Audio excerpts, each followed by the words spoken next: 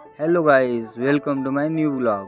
आता मी पुण्यावरून 4 महिन्यानंतर जाणार होतो माझ्या गावाकडे. तर गावाकडे जाण्याचा माझा आनंद वेगळाच होता. आता मी येलवाडीमधून निघालो होतो आणि येलवाडीमधून निघाल्याच्या नंतर मी आलो होतो देऊगावला.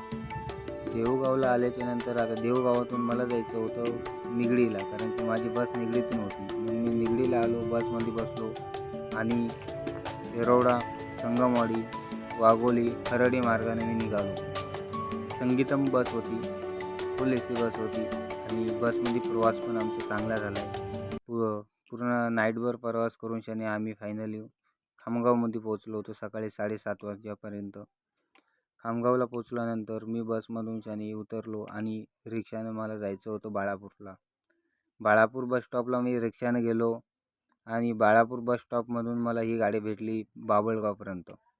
काळीपिळी म्हणून या गाडीला आज पण ओळखतात आणि ह्या गाडीचा प्रवास करायची मजाच वेगळी येते भावांनो. आणि त्यानंतर या गाडीनं प्रवास करून शनी मी बाभळगावला आलो. बाभळगावमधनं रिक्षा करून शनी मी